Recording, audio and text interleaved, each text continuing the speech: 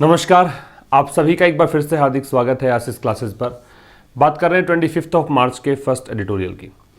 सबसे पहले देखिए आज के जो वर्ड्स हैं उनमें सबसे पहला वर्ड है सर्कमस्क्राइब, जो कि एक वर्ब है। इसका मतलब है लिमिट या फिर इसका मतलब है कर्ब या फिर इसका मतलब है रेस्ट्रिक्ट। कहने का मतलब है रोकना कह सकते हो, प्रतिबंधित करना कह सकते हो, लिमिटेशन लगाना कह सकते हो। दूसरा शब्द डिस्कंसर्टिंग, इसका पार्ट ऑफ स्पीच एडजेक्टिव है। डिस्कंसर्टिंग का मतलब है डिस्टर्बिंग या फिर अननर्विंग। अनसेटलिंग भी हो सकता है, अनसेटलिंग मतलब बेचैन कर देने वाला, ठीक है, ये होगा डिस्कंसर्टिंग का। पर यूज एक वर्ब है, इसका मतलब होता है एग्जामिन या फिर आप इसे कह सकते हैं स्कैन या फिर कह सकते हैं इंस्पेक्ट, मतलब जांचना, परीक्षण करना, ये सब। विदहोल्ड एक वर्ब है। विदहोल्ड से मतलब क्या है? विदहोल्ड से मतलब है रोकना या फिर आप इसे यूं कह सकते हो कीप सीक्रेट, कीप सीक्रेट, रहस्य रखना या फिर रोकना कह सकते हो, ठीक है। मतलब कोई चीज़ को कंसील करके रखो, किसी चीज़ को छिपा कर रखें, किसी चीज़ को सामने नहीं आने दो, विदहोल्ड है। नियंत्रित करना भी होता है वैसे। डेप्रिकेट एक वर्ब है। डेप्रिकेट का मतलब क्रिटिसाइज होता है या कंडेम होता है, निंदा करना। नेक्स्ट वर्ड एजुडिकेशन, TION है इसलिए ये नाउन है। एजुडिकेशन का मतलब जजमेंट है, जजमेंट। और एक है अनएडिफाइंग, ये एडजेक्टिव है। जो ING फॉर्म में होते हैं या तो वो एडजेक्टिव हो सकते हैं या फिर वो नाउन हो सकते हैं, जेरेंड या पार्टिसिपल। तो ये एडजेक्टिव है, इसका मतलब है अनप्लीजेंट, अशोभनीय को बोलते हैं, या something that people do not like, something that people don't like, कुछ ऐसा जिसे लोग पसंद नहीं करते हैं, वो होता है क्या? अनएडिफाइंग। स्क्रीनशॉट ले लीजिए इसका, ये तो वोकैबुलरी हुई। अब आज का सेशन स्टार्ट करें। सील्ड जस्टिस नाम से ये एडिटोरियल है। और इससे पहले बता दूं आपको कि आपको अभी 2-3 दिन से मैंने जो एडिटोरियल का PDF है, जो ये पूरा न्यूज़पेपर है, मतलब जो एक एडिटोरियल मैंने लिया है, इसका PDF with vocab Ashish classes नाम से टेलीग्राम चैनल है, लिंक आपको डिस्क्रिप्शन में दिया हुआ है, वहाँ से आप ले सकते हैं। पिछले 2-3 दिन का सेशन तो मिल ही जाएगा वहाँ पे। और इसके अतिरिक्त जो वोकैब सेशन हमारा चल रहा है, जिसमें V03 तक हम पहुँच चुके हैं, उसके अंदर वो सेशन भी आप उसका PDF भी वहीं पे प्राप्त कर सकते हैं। जो भी एक्स्ट्रा सेशंस हो रहे हैं जो एडिटोरियल के अतिरिक्त, उन सभी का PDF वहाँ मिलेगा। क्विजेज़ वहाँ पे रेगुलर इंटरवल पर चल रहे हैं, ठीक है ना। ये सारी चीज़ें आपको वहाँ मिल जाएंगी। तो सील्ड जस्टिस का मतलब क्या है? जस्टिस से मतलब तो है न्याय, नाउन है, और सील्ड का मतलब है एडजेक्टिव है। तो ऐसा जस्टिस, ऐसा न्याय जो सीलबंद लिफाफे में आता है। कोई भी कोर्ट ने सुनवाई की या कोई भी मामला चल रहा है जिस पर विचार विमर्श चल रहा है, उसका जो भी डिसीजन रहा, उसका जो भी एक्शन लिया गया, उसको ऐसे एनवेलप में लेके आया जाए जो सील्ड हो। मतलब वो केवल जज ही पढ़ सकता है और कोई नहीं पढ़ सकता उस डिसीजन को, उसे कहा जाता है सील्ड जस्टिस।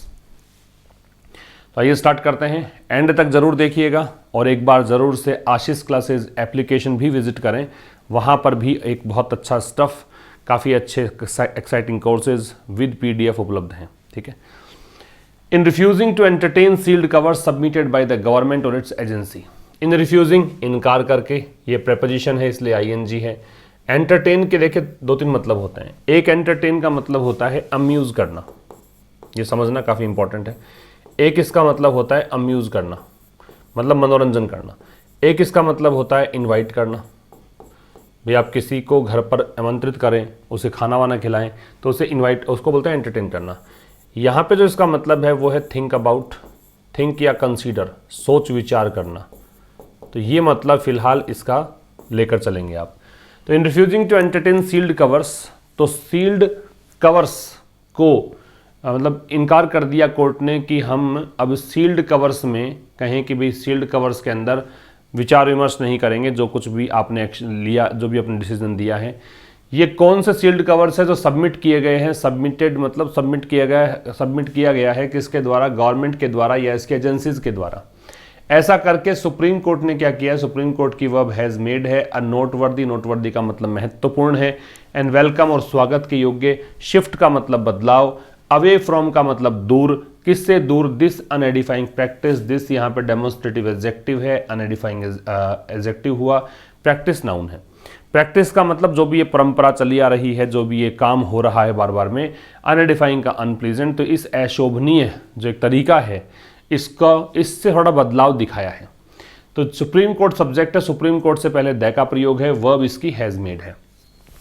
तो क्या कहना चाह रहा है कि भाई सील्ड कवर्स को एंटरटेन, सील्ड कवर्स को हम उस पर विचार नहीं करेंगे, सील्ड कवर में जो कुछ भी आएगा उस पर हम विचार नहीं करेंगे।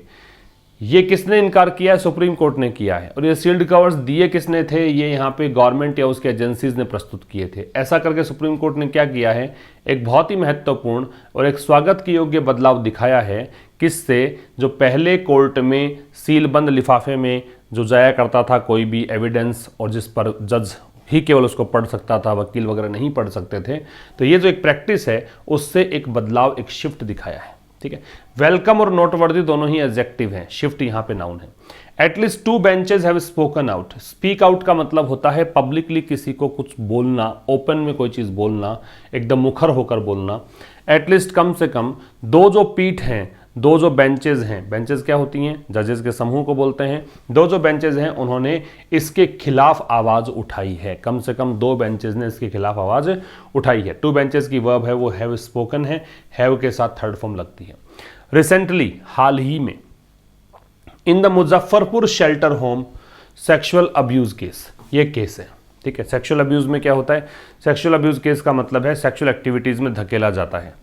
तो एक मुजफ्फरपुर शेल्टर होम है, मुजफ्फरपुर के अंदर एक शेल्टर होम है, उसके अंदर ये सेक्सुअल अब्यूज़ केस था। उसमें चीफ जस्टिस एनवी रमन्ना जो हैं, उन्होंने वंडर का मतलब सोचना कह सकते हो, उन्होंने सोचा या इन्होंने कहा कि why even an action taken report, कि क्यों एक वो रिपोर्ट जिसमें आपने ये बताया है कि हमने ये एक्शन, ये कार्यवाही की, इसके अंदर should be in a sealed envelope, वो चीज़ लिफाफे में बंद क्यों होनी चाहिए? एनवेलप जो शब्द है ये नाउन है और सील्ड जो शब्द है ये एडजेक्टिव है, तो ये बंद लिफाफे में क्यों आनी चाहिए वो रिपोर्ट भी।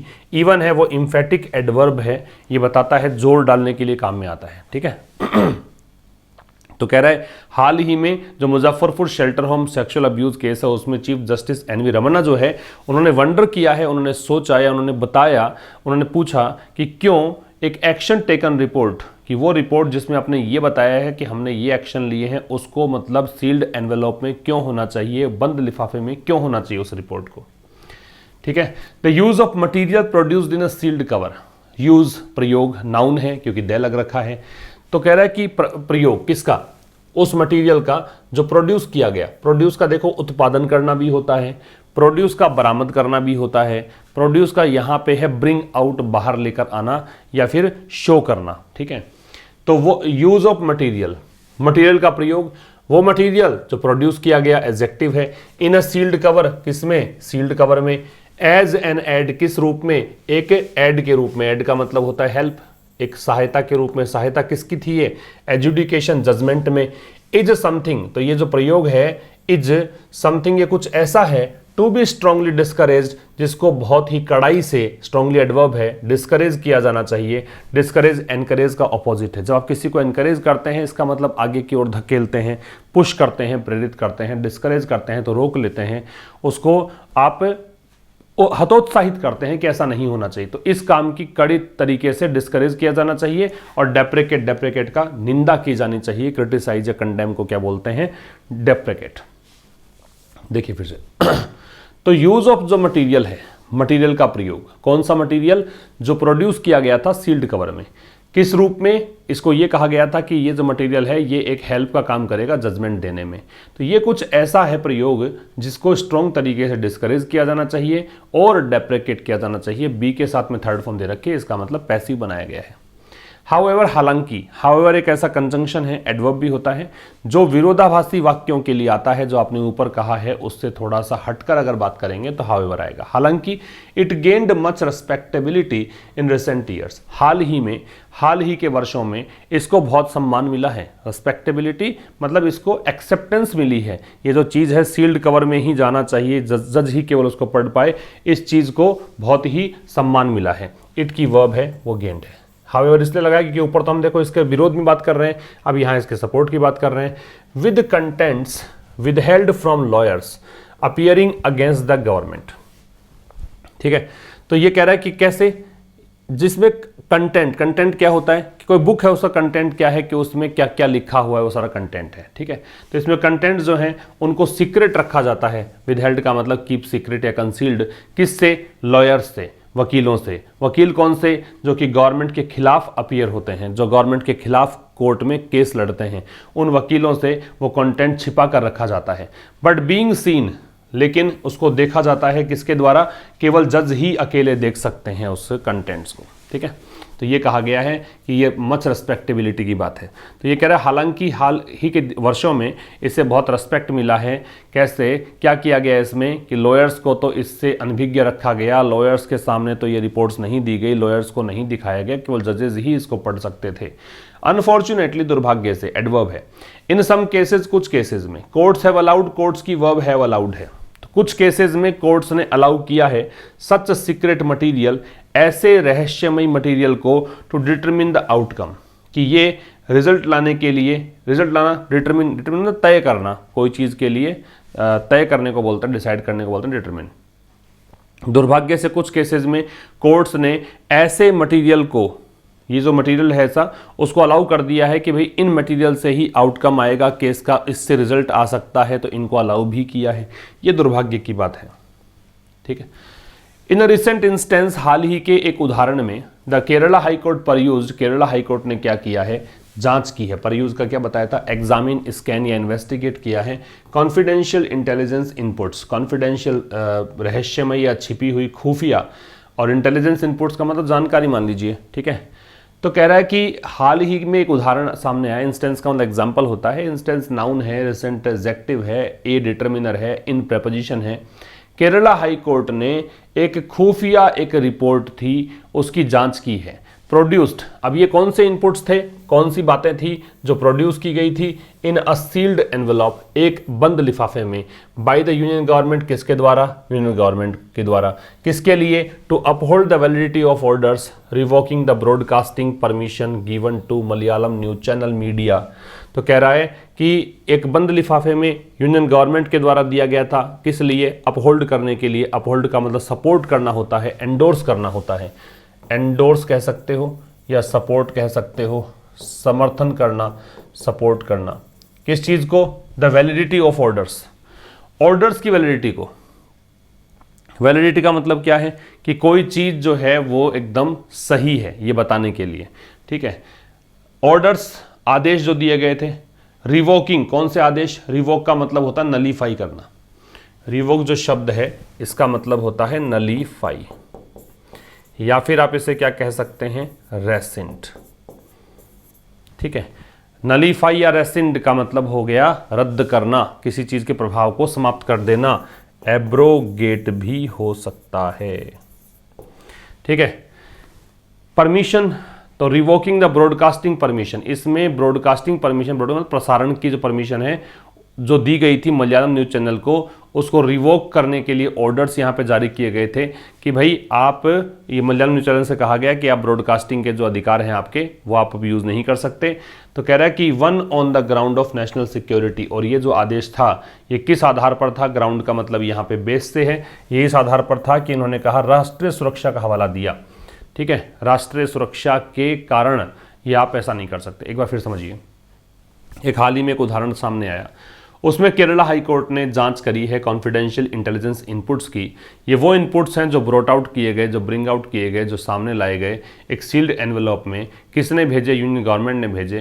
किस लिए, एक जो ऑर्डर्स निकाले गए थे जिसके अंदर कहा गया था कि भी ब्रॉडकास्टिंग परमिशन को रिवोक किया जाएगा, उनकी वैलिडिटी को एंडोर्स करने के लिए, उसका सपोर्ट करने के लिए ये परमिशन किसको दी गई थी, ब्रॉडकास्टिंग परमिशन जो दी गई थी मलयालम न्यूज चैनल मीडिया को, ये इस आधार पर, नेशनल सिक्योरिटी के आधार पर, तो कोर्ट इसने यूनियन गवर्नमेंट ने कहा कि आपने जो आदेश दिया है, किस चीज़ का आदेश दिया है, आपने कहा है कि आपको प्रसारण करने का अधिकार नहीं है, तो इस चीज़ का सपोर्ट करने के लिए इसने एक सील्ड एनवलप के अंदर कुछ खुफिया इंटेलिजेंस इनपुट्स प्रदान किए थे। ठीक है।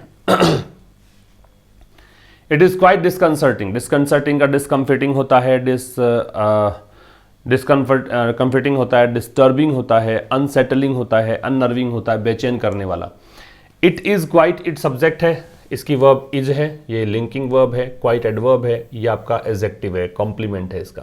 ये बहुत ही बेचैन करने वाली बात है टू फाइंड, जब हम ये पाते हैं दैट कोर्ट्स कैन रूल, कि कोर्ट्स जो हैं वो रूल मतलब निर्णय दे सकते हैं in favour of the government, government के पक्ष में, विदाउट प्रोवाइडिंग एन अपॉर्चुनिटी, बिना कोई अवसर प्रदान किए, किसको, जो पीड़ित पार्टी है, अफेक्टेड पार्टीज हैं उनको, to know what is being held against them. ठीक है, बिना उनको ये जानने के कि what is being held against them, कि उनके खिलाफ क्या डिसीजन दिया गया है। व्हाट की वर्ब है वो इज बीइंग हेल्ड, ये दे रखा है, पैसिव वॉइस है। फिर समझिए, ये बहुत ही डिस्कंसर्टिंग फैक्ट है, बहुत ही डिस्टर्बिंग फैक्ट है, बहुत ही व्यथित करने वाला है, बहुत ही परेशान करने वाला है। क्या चीज़, कि जब हम ये पाते हैं कि कोर्ट्स निर्णय दे सकते हैं गवर्नमेंट के फेवर में, और वो भी बिना प्रोवाइड किए अपॉर्चुनिटी, किसको, अफेक्टेड पार्टीज को, क्या अपॉर्चुनिटी, कि वो जान लें कि उनके खिलाफ क्या चीज़ का निर्णय दिया जा रहा है, उनको ये आभास ही नहीं होता, और ये गवर्नमेंट के फेवर में निर्णय दे सकती हैं। तो ये बहुत ही बेचैन करने वाला फैक्ट है। इट की वर्ब इज है, कोर्ट्स की वर्ब कैन रूल है। ठीक है, व्हाट की वर्ब इज है, और हेल्ड है, ये निर्णय देने के लिए है। इन दिस बैकड्रॉप, अगर इस पृष्ठभूमि में, इस आधार पर बात करें तो इट इज सिग्निफिकेंट, ये बहुत ही महत्वपूर्ण है, that the supreme court has decided, कि सुप्रीम कोर्ट ने तय किया है that it will examine the issue of sealed cover jurisprudence। jurisprudence का मतलब यहां पे मानिए लीगल सिस्टम, न्यायिक प्रणाली। ठीक है, तो इसी आधार पर या इस पृष्ठभूमि में जो ऊपर वाली बातें की गई है कि भाई ये तो बहुत ही व्यथित करने वाली विषय है, तो फिर इस संदर्भ में सुप्रीम कोर्ट ने क्या किया है, तय किया है कि सुप्रीम कोर्ट एग्जामिन करेगा ये जो लीगल सिस्टम है, कि जो आप सील्ड कवर के अंदर ही इन सब कुछ मतलब निर्णय ले लेते हो, अफेक्टेड पार्टीज को पता ही नहीं लगता है, तो इस विषय में ये जांच करेगा। वाइल हियरिंग, सुनवाई करने के दौरान, द चैनल्स अपील, तो चैनल है, चैनल कौन सा, ये जो एक मलयालम चैनल था, पिछले स्लाइड में हमने बात की, उसकी बात कर रहा है, उसकी याचिका की सुनवाई करते हुए। ठीक है, तो यहाँ पे इन दिस बैकड्रॉप तो एक फ्रेज है, प्रेपोजिशन फ्रेज है, इसका मतलब हो गया इस पृष्ठभूमि में। इट की वर्ब इज है, सिग्निफिकेंट एडजेक्टिव है, दैट कंजंक्शन है, सुप्रीम कोर्ट से पहले द है, हैज डिसाइडेड इसकी वर्ब है, दैट इट विल, इट की वर्ब विल एग्जामिन है, और इसके बाद में वाइल के बाद में जब वर्ब लगाते हैं तो सीधा आईएनजी फॉर्म में लगता है। फॉर नाउ, अब के लिए अगर बात करें तो the apex court, apex court का मतलब सुप्रीम कोर्ट, इसने क्या किया है, स्टे लगा दिया है। The revocation order, revocation order कौन सा था, रिवोक करने का मतलब क्या था, नलीफाई करने का प्रोसेस। तो जो रिवोकेशन ऑर्डर जारी किए थे उस पर सुप्रीम कोर्ट ने लगा दिया है स्टे, और क्या कर दिया है, अलाउ कर दिया है चैनल को कि वो ब्रॉडकास्टिंग को रिज्यूम करे, ब्रॉडकास्टिंग को जारी रखे। रिज्यूम का मतलब होता है कंटिन्यू करना। ठीक है, तो इसने सुप्रीम अपेक्स कोर्ट ने फिलहाल के लिए जो रिवोकेशन ऑर्डर थे उन पर स्टे लगा दिया है, और चैनल को अलाउ कर दिया है कि वो ब्रॉडकास्टिंग को रिज्यूम करे। इट इज़ ट्रू, ये सच है। क्या सच है, देखो, ट्रूथ होता है वो नाउन होता है, ट्रू होता है वो एडजेक्टिव होता है। ठीक है, तो ये सच है दैट की द लॉ परमिट्स, कि जो कानून है वो अनुमति देता है, the submission of confidential material, कि गुप्त जो मटेरियल है, रहस्यमय मटेरियल है, छिपा हुआ जो चीज़ है, उसको आप सबमिट कर सकते हो। सबमिट करने का प्रोसेस सबमिशन है, नाउन है। किसके सामने, कोर्ट के सामने। इन सम केसेस, कुछ केसेस में सम के बाद में नाउन अगर काउंटेबल है तो प्लूरल आती है, अनकाउंटेबल है तो सिंगुलर आती है। तो ये सच है, इट की वर्ब इज, ट्रू एडजेक्टिव, ये कंजंक्शन, द लॉ में no noun, the determiner permits इसकी वर्ब। तो ये सच है कि कानून जो है परमिशन देता है कॉन्फिडेंशियल मटेरियल के सबमिशन की कोर्ट के सामने, कि आप कॉन्फिडेंशियल मटेरियल सबमिट कर सकते हो कुछ केसेस में। इन एडिशन, इसके अलावा courts can order some contents, courts जो है वो ऑर्डर दे सकते हैं कुछ contents to be kept confidential, कि कुछ कंटेंट्स को आप कॉन्फिडेंशियल रख सकते हो। ठीक है, तो कोर्ट्स जो हैं वो आदेश दे सकते हैं कि आप कुछ कंटेंट को कॉन्फिडेंशियल ही रखें, यह आदेश भी दिया जा सकता है। द एविडेंस एक्ट, अब ये कानून है, एक्ट के पास करोगे तो द लगेगा, ये ध्यान रखिए। The evidence act also allows the privilege, privilege का मतलब होता है प्रेरोगेटिव, विशेषाधिकार, स्पेशल एडवांटेज, प्रेरोगेटिव कह सकते हो या फिर स्पेशल एडवांटेज कह सकते हो। स्पेशल एडवांटेज, विशेष मतलब अगर किसी चीज पर आपने किसी चीज को अधिक इंपॉर्टेंस दी है, वो क्या है, प्रिविलेज है।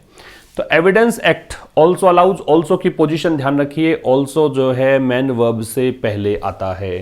तो एविडेंस एक्ट है वो अलाउ करता है क्या, the privilege of non disclosure of some documents. Evidence act allow करता है non disclosure of some documents, कुछ डॉक्यूमेंट्स का नॉन डिस्क्लोजर का प्रिविलेज, कि आपके पास एक विशेष अधिकार है क्या, कि आप कुछ डॉक्यूमेंट्स को डिस्क्लोज ना करें, कुछ डॉक्यूमेंट्स को आप गुप्त ही रखें।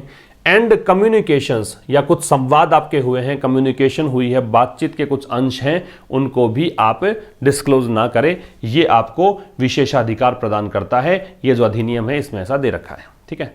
Even when authorities claim privilege, उस स्थिति में भी, तब भी जब अथॉरिटीज क्लेम करती है प्रिविलेज, जब अथॉरिटीज दावा करती है किसका, privilege over classified material. Classified material, classified का मतलब होता है कोई भी जो सीक्रेट मटेरियल है, यूँ कह सकते हो, जिसको सीक्रेट रखा गया है वो मटेरियल कह सकते हो। तो even when authorities claim privilege over classified material, तो वो उस स्थिति में भी जब अधिकारी लोग दावा करते हैं किस चीज़ का, कि उनको विशेषाधिकार चाहिए, उनको एडवांटेज चाहिए, उनको अधिक इंपॉर्टेंस चाहिए, किस पर, क्लासिफाइड मटेरियल पर। दे हैड नो ऑब्जेक्शन, तो कह रहा है कि उन अधिकारियों को कोई ऑब्जेक्शन नहीं था टू जजेस, they had no objection to जजेस, किसके प्रति, जजेस के प्रति। कौन से जज, जो उनको परयूज कर रहे थे, जो उनको स्कैन कर रहे थे, इन्वेस्टिगेट कर रहे थे, एग्जामिन कर रहे थे, to satisfy themselves about the claims, किस लिए, कि अपने आप को संतुष्ट करने के लिए उन दावों के बारे में, ठीक है। फिर समझिए, इवन व्हेन, उस स्थिति में भी, इवन है वो इम्फेटिक है, जोर देने के लिए यूज किया जा रहा है। तो उस स्थिति में भी जब अथॉरिटीज क्लेम करते हैं प्रिविलेज ओवर क्लासिफाइड मटेरियल, कि वो उनको प्रिविलेज चाहिए क्लासिफाइड मटेरियल के, मतलब कह सकते हो इसके ऊपर उनको प्रिविलेज चाहिए, इस चीज़ का उनको विशेषाधिकार चाहिए, तो दे हैड नो ऑब्जेक्शन, तो उनको कोई आपत्ति नहीं थी टू जजेस, किसके प्रति, जजेस के प्रति। कौन से जज, जो उनको परयूज कर रहे थे, जो उनको इन्वेस्टिगेट कर रहे थे, किस लिए, ताकि वो खुद संतुष्ट हो सकें उन दावों के बारे में, क्लेम्स के बारे में। The government usually justifies the submission of secret material, government usually adverb है, जस्टिफाई जिसकी वर्ब है, सबमिशन सबमिट करने का प्रोसेस है, सीक्रेट मटेरियल मतलब गुप्त जो भी आपने विषय वस्तु या मटेरियल जो प्रदान किया है। गवर्नमेंट सामान्यतया जस्टिफाई करती है, जस्टिफाई का मतलब है इसे सही ठहराती है, जस्टिफाई करने का मतलब है किसी चीज़ को सही ठहराना। तो गवर्नमेंट सामान्यतया जस्टिफाई करती है किस चीज़ को, सीक्रेट मटेरियल को सीधा कोर्ट के सामने सबमिट करने का जो प्रोसेस है उसको सही ठहराती है। साइटिंग, हवाला देते हुए, साइट का मतलब रेफर करना होता है, मेंशन करना होता है। नेशनल सिक्योरिटी, राष्ट्रीय सुरक्षा का हवाला देकर, या फिर कहें कि the purity of an ongoing investigation, की जो जांच फिलहाल चल रही है, इन्वेस्टिगेशन जांच, ऑनगोइंग मतलब कंटिन्यूअस, एडजेक्टिव है, उसकी प्योरिटी के लिए, कि भाई ये इसलिए ज़रूरी है कि जो वर्तमान में जांच चल रही है बिल्कुल प्योर तरीके से चले, कोई इंटरफेरेंस इसमें नहीं हो, इसका हवाला देकर गवर्नमेंट हमेशा सपोर्ट करती है इस चीज़ को। Courts have often justified, courts की वर्ब हैव है, ये जस्टिफाइड वर्ब है, ऑफन है वो एडवर्ब है। कोर्ट्स ने अक्सर जस्टिफाई किया है या सही ठहराया है एंटरटेनिंग मटेरियल, मतलब मटेरियल को एंटरटेन करना। एंटरटेन बताया मैंने आपको, सोच विचार करना है, थिंक कंसीडर है, फिलहाल इसका मतलब इस आर्टिकल के अकॉर्डिंग ये निकलेगा। तो कोर्ट्स ने अक्सर जस्टिफाई किया है मटेरियल को एंटरटेन करना, कि भाई मटेरियल पर विचार होना चाहिए। Not disclose to the parties, कौन सा मटेरियल, जो पार्टीज के सामने डिस्क्लोज नहीं किया गया। बाइट अंडरस्कोरिंग, कैसे, अंडरस्कोर करके, अंडरस्कोर का मतलब क्या होता है, स्ट्रेस डाल के, जोर डाल के, लिख लीजिएगा। अंडरस्कोर का मतलब है स्ट्रेस डालना, जोर डालने को बोलते हैं अंडरस्कोर। स्ट्रेस डालना कह सकते हैं, या फिर आप इसे क्या कह सकते हैं, इसके लिए आप अंडरस्कोर, अंडरलाइन कह सकते हो, एम्फेसाइज कह सकते हो, ठीक है। तो कह रहा है कि कोर्ट्स ने अक्सर ये जस्टिफाई किया है, कोर्ट्स ने अक्सर सही ठहराया है कि मटेरियल पर विचार विमर्श होगा। वो मटेरियल जो पार्टीज के सामने नहीं लाया गया, ठीक है, कैसे, इस बात पर जोर देकर कि it is to satisfy their conscience, कि ये किस लिए है, to satisfy their conscience. Conscience का मतलब होता है आपकी आत्मा, आपका एक कह सकते हो कि एक ऐसी जैसे कई बार क्या होता है आपने कोई काम गलत कर दिया तो उसकी आपको बैड फीलिंग आती है, अंदर से आपको गलानी महसूस होती है, तो वो एक अच्छा बुरा आपने क्या किया है क्या नहीं वो आपको पता होना चाहिए, वो उसकी फीलिंग आपको होने, उसको कंसर्न्स बोलते हैं, वैसे आत्मा को बोलते हैं।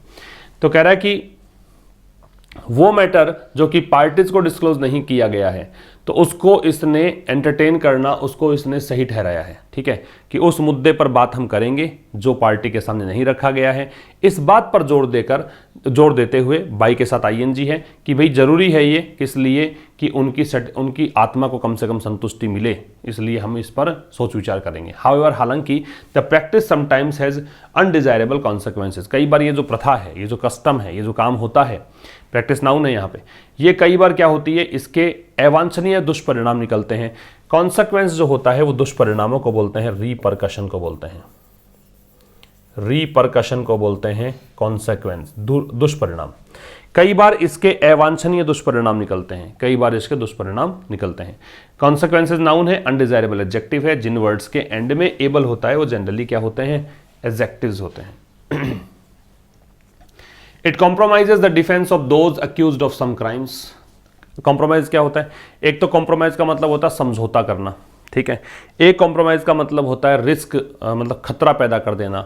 एक कॉम्प्रोमाइज का मतलब होता है कि कोई चीज़ अपन को व्यवहार करना है बहुत स्ट्रिक्ट तरीके से, लेकिन आपने कॉम्प्रोमाइज़ किया, इसका मतलब ये है कि आप बहुत थोड़ा सा लेस स्ट्रिक्ट हो गए, आपने वो इंटेंसिटी जो थी स्ट्रिक्टनेस की वो कम कर दी, उसको भी कॉम्प्रोमाइज़ बोलते हैं। तो it compromises the defence of those, तो उन लोगों के डिफेंस का मतलब रक्षा होती है ना। अक्यूज्ड ऑफ, अक्यूज साथ में ऑफ लगता है, अक्यूज्ड में लगेगा ऑफ,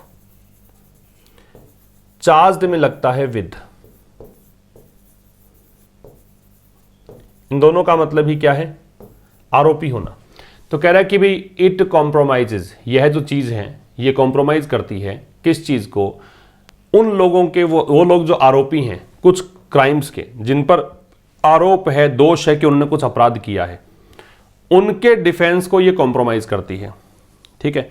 मतलब उनके सामने उनके खिलाफ सख्त कार्रवाई होनी चाहिए, लेकिन इस चीज़ के अंदर जो ये बात है हमने की है अभी फिलहाल, जो सील्ड कवर के अंदर जो एक जूरिस्प्रूडेंस जो है, लीगल सिस्टम है, ये उनके डिफेंस को कॉम्प्रोमाइज कर लेता है। स्पेशली विशेष करके दोज, उनकी बात कर रहे हैं, इन्वॉल्विंग एन एलेज्ड थ्रेट, जो कि तथाकथित खतरे में शामिल है। एलेज तथाकथित, परपर्टेड को बोलते हैं, तथाकथित को बोलते हैं, और थ्रेट का मतलब खतरा। खतरा किसके प्रति है, खतरा है नेशनल सिक्योरिटी को, राष्ट्रीय सुरक्षा को। और मनी लॉन्ड्रिंग, या खतरा किसका है, मनी लॉन्ड्रिंग का। मनी लॉन्ड्रिंग क्या होता है, काला धन जो है, ब्लैक मनी है, उसको लीगल बनाने की प्रोसेस है, ठीक है। एंड करप्शन और भ्रष्टाचार। तो कह रहा है कई बार ये कॉम्प्रोमाइज कर लेता है उन लोगों के डिफेंस को जो आरोपी हैं कुछ अपराधों के, विशेष करके वो लोग जो कि शामिल हैं तथाकथित खतरे में, कि वो राष्ट्रीय सुरक्षा के प्रति खतरा पैदा कर रहे हैं, मनी लॉन्ड्रिंग में लिप्त हैं या फिर करप्शन में लिप्त हैं। अनडिस्क्लोज मटेरियल, कौन सा मटेरियल, जिसको डिस्क्लोज नहीं किया गया है, जिसको सामने नहीं लाया गया है, जिसको रिवील नहीं किया गया है, इज ऑफन यूज्ड, इस मटेरियल का अक्सर इस्तेमाल होता है, ये पैसिव है इसके साथ में यूज्ड।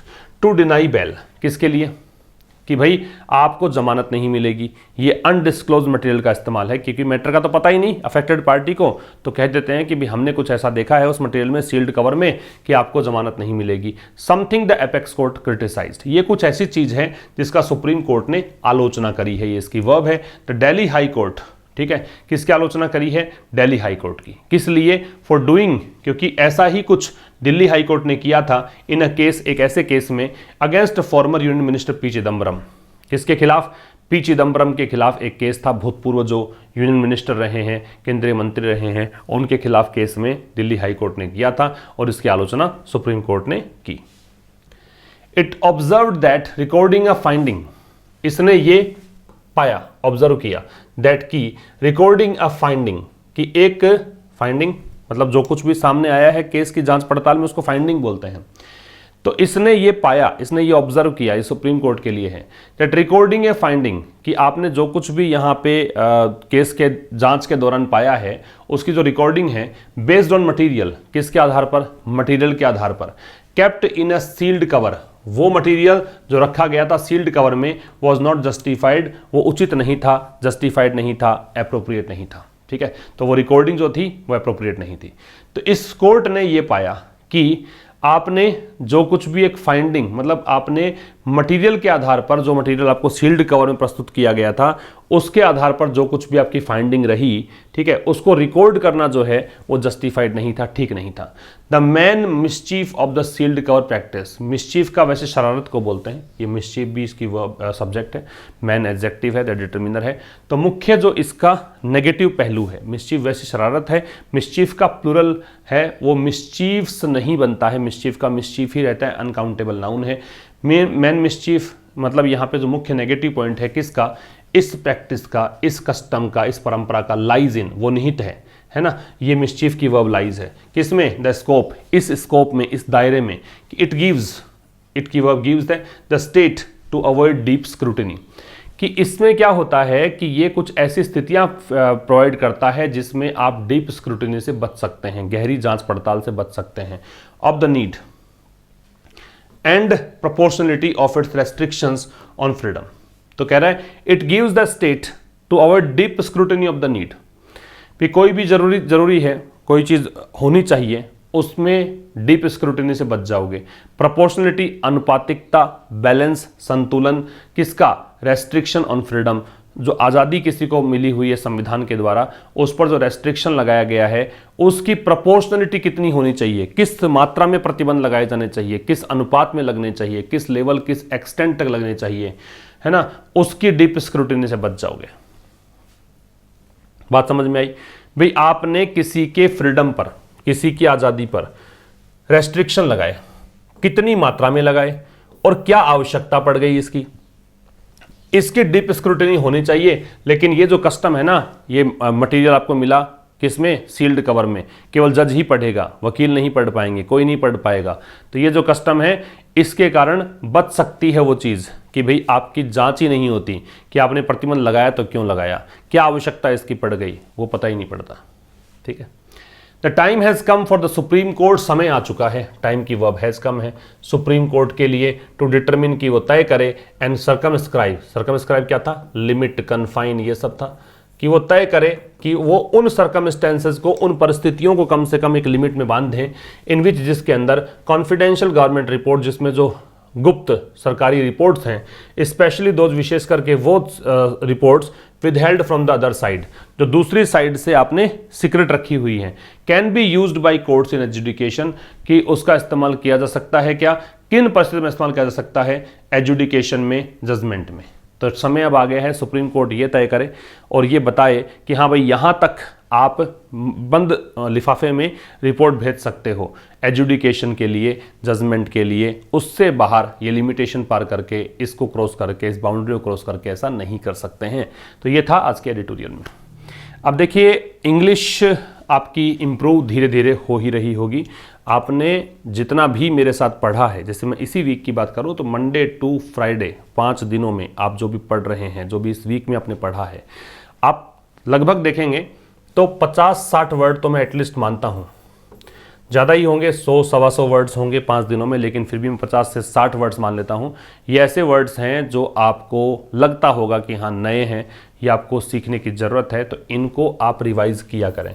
सैटरडे संडे जो आपको मिलता है, सैटरडे और संडे जो आपको मिलता है, कि आप उस 2 दिनों के अंदर 5 दिनों के वर्ड्स को एक बार फिर से देख लिया करें। इससे क्या होगा, आप जब नए वीक में आएंगे, फिर से एडिटोरियल पढ़ना स्टार्ट करेंगे, तो ये 50-60 वर्ड्स में से 20-30 वर्ड आपको उन 5 दिनों में या आने वाले दिनों में फिर से रिपीट होते नजर आएंगे। एडिटोरियल्स में मैंने जो ऑब्जर्व किया है वो यही किया है कि 2 साल 2.5 साल से मैं एडिटोरियल पढ़ा रहा हूँ, इन सभी में काफ़ी सारी चीज़ें रिपीट होने लग जाती हैं। ठीक है, बहुत सारी चीज़ें, मतलब इतने ग्रामेटिकल कॉन्सेप्ट्स जो हैं वो रिपीट होते हैं, इतने वर्ड्स रिपीट होते हैं कि जब अगर आपने 1-1.5-2 साल एडिटोरियल पढ़ा तो निश्चित रूप से आपको चीज़ें घूमती हुई नजर आएंगी, चीज़ें वहीं पर आनी शुरू हो जाएंगी जहां से आपने स्टार्ट किया था। मीन्स आपको कुछ एक्स्ट्रा करने की आवश्यकता नहीं पड़ेगी, आपको इंग्लिश टेक्स्ट पढ़ने की हैबिट पड़ जाएगी और ये हैबिट आपको एग्जाम में कॉम्प्रिहेंशन में अच्छे मार्क्स दिलाएगी। तो अगर आप क्लोज टेस्ट, पैराजंबल और पैसेज, जो किसी भी एग्जाम का इंटीग्रल पार्ट है, चाहे वो एसएससी हो, चाहे बैंक हो, चाहे एनडीए हो, चाहे सीडीएस हो, चाहे कैट हो, ऐसे कोई भी एग्जाम की बात करें जिसमें इंग्लिश आती है, पूछी जाती है, वहाँ पे कॉम्प्रिहेंशन ज़रूर आपसे पूछा जाएगा। और कॉम्प्रिहेंशन जनरली नॉर्थ इंडिया की अगर बात करूँ, थोड़ा सा उनको लगता है कि बहुत मुश्किलें उनको आती हैं कॉम्प्रिहेंशन को सॉल्व करने में, कॉम्प्रिहेंशन को अटैम्प्ट करने में। तो उनके लिए बेहतर विकल्प है कि अखबार पढ़ना शुरू करें, मेरे साथ पढ़ना शुरू करें, मंडे टू फ्राइडे मेरे साथ रहेंगे, 1 साल 1.5 साल तक कंटिन्यू रहेंगे, आपको इतनी हैबिट पड़ जाएगी कि आप जब चाहेंगे तब किसी टेक्स्ट को पढ़ने से जी नहीं चुराएंगे, आप बहुत आसान तरीके से पढ़ पाएंगे, इंटरेस्ट आपका पैदा हो जाएगा और वो इंटरेस्ट आपको आगे तक लेकर जाएगा।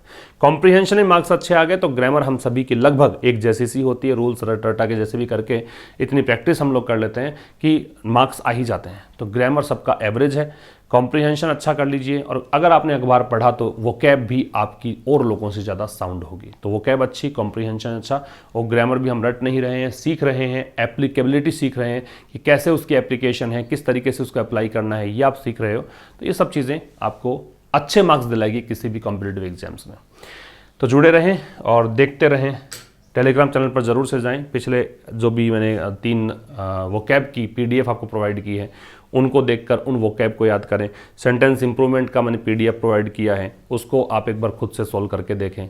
ये जो PDF मिल रही हैं, इनके वर्ड्स को देखें। जितना भी आपको स्टफ़ मिला हुआ है एडिटोरियल का या किसी और चीज़ का, और ऐसा नहीं है कि अभी 2-4 दिन का ही देखें, प्रीवियस बहुत सारे क्वेश्चंस मिल जाएंगे आपको। अभी हाल फिलहाल बहुत सारे क्वेश्चंस पर डे अपडेट वहाँ पे हो रहे हैं, तो ये सब देखोगे आप और जो जो इंपॉर्टेंट चीज़ें उसको नोट करने की हैबिट डाल लोगे तो अच्छी इंग्लिश आपकी हो जाएगी। ठीक है, तो मिलते हैं चलो मंडे को इस सेशन के थ्रू, और उससे पहले जो भी सेशन आपका वोकैब का है या सेंटेंस इंप्रूवमेंट का है या कॉमन एरर का है वो पढ़ा दूंगा।